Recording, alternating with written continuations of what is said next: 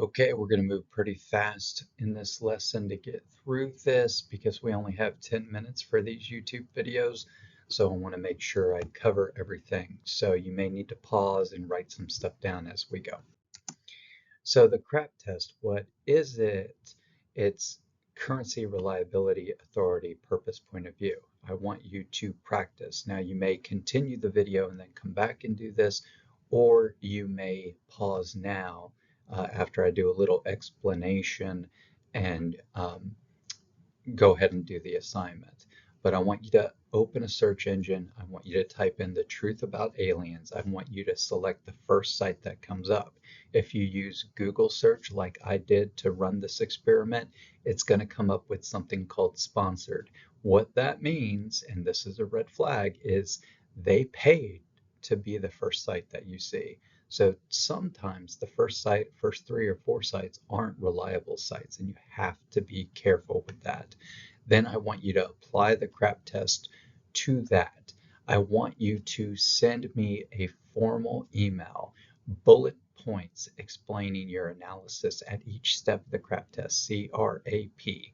And then I want you to put a couple sentences at the end where you explain whether the source is reliable or not and why or why not. Then I want you to put in the subject line that this is website name, whatever website you went to, CRAP test assignment, and preferably the date in the MLA format. I'll have your name and all that because it'll be in the email. Use your student email account, send it to my faculty email account, michael.rather@soela.edu. That assignment is also described in the assignment link within Canvas. So let's go over some of the basics here of currency.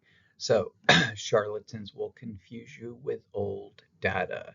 You probably see that in some of the websites you look at. They will use data from the 1950s, 1960s. They might even go back as far as the 19th century. So you have to be very careful. The data needs to be current. The information needs to be current. Now, what current means varies by discipline. So in the sciences, typically anything that says it is a science, anything that's using graphs, charts, statistics, you want the most recent research. I wouldn't go any older than 10 years. 5 years is usually a good rule.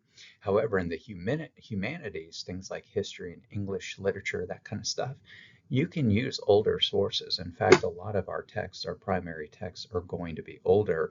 Articles, letters, essays, novels, poems, that sort of thing. But the secondary sources need to be more recent, within that 5 to 10 year frame. Reliability is extremely important as well. A demagogue or somebody who wants to sell you something or profit from your confusion will present themselves as a reliable source, and they'll quote other people who they claim are reliable sources. But you need to be a Sherlock Holmes. That means you need to do your research and you must examine the sources that are provided, examine the things they say, check their sources.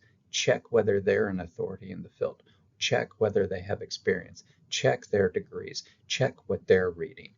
Really ensure that whoever's presenting the information is at least unbiased. And even if they have a little bit of bias, at least they have education or experience in the field.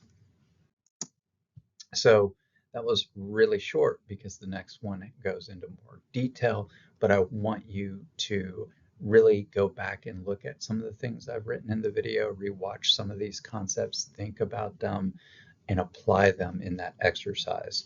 Remember that exercise, that assignment is also linked in Canvas in the unit page.